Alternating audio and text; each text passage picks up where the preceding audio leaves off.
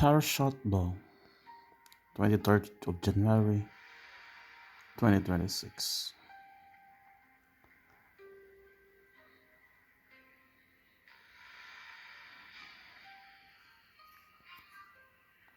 This Shabbat Parashat Bo marks the important moments in the history of the Jewish people in Egypt. Firstly, we read the account of the last three plagues against Egypt: the locusts, darkness, and the death of all the firstborn of Egypt. As we saw in relation to the seven previous plagues, there is a crescendo and intensity from the first plague to the last. God hardens Pharaoh's heart so that he can show his greatness. However, each time God, through Moses and Aaron, presents Pharaoh with the possibility of avoiding the next punishment, letting his people go free to serve him outside the land of Egypt. And Pharaoh resists in an attempt to prove that he is stronger than that he has the power. With the locusts, God destroyed the wealth of Pharaoh's empire. There is no more food for the people. With the darkness, God presents himself as the Lord of light, and Pharaoh becomes completely powerless before the phenomenon of nature, and the last plague destroys Pharaoh's continuity. The sun who would signify his continuity is dead. We learn that the great power and strength of his world, represented by Pharaoh, is completely dominated. These descriptions teach us God's pedagogy.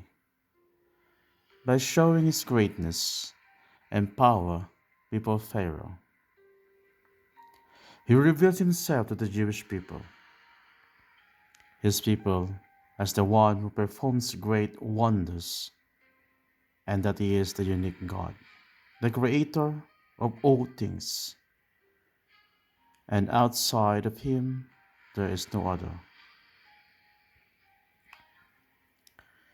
The second aspect of this parasha is the establishment of the Pesach festival, the liberation of the Jewish people from slavery to freedom. The account describes the reason for a manner of celebrating Pesach, establishing the commandment to remember this act of God in favor of his people. However, what is striking is that the Torah establishes as a commandment the teaching of the story and its transmission to the child. The most challenging aspect is that Judaism is based on this act of telling the story from generation to generation. Answering the child's question, there is the newcomer who wants to learn, and there is the one who has the experience of the past and has the duty to tell the story.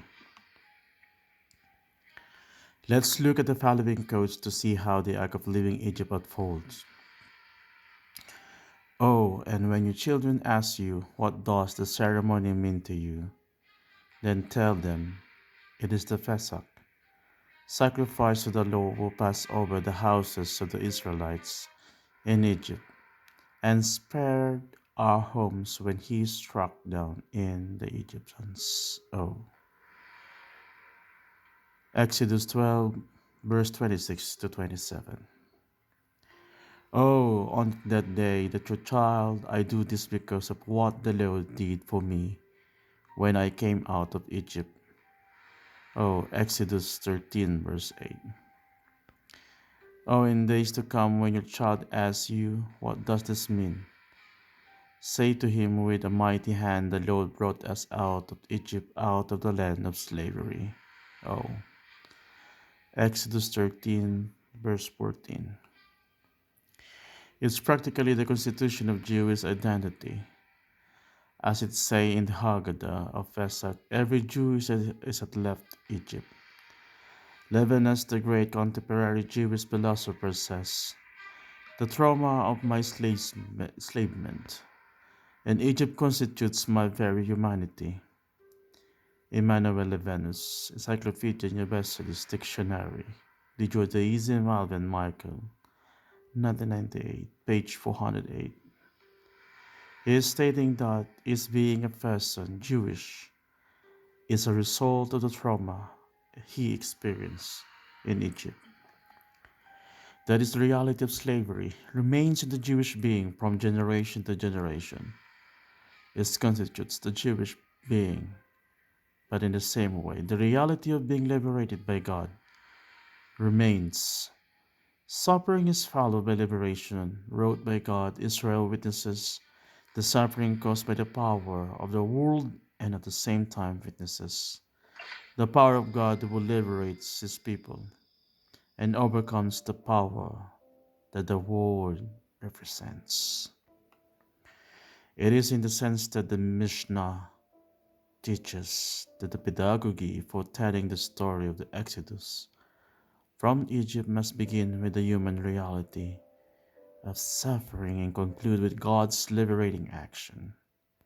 The parents should teach according to the intelligence and personality of each child. Begin with describing the degradation and culminate with the liberation. Mishnah Pesakim 10-2.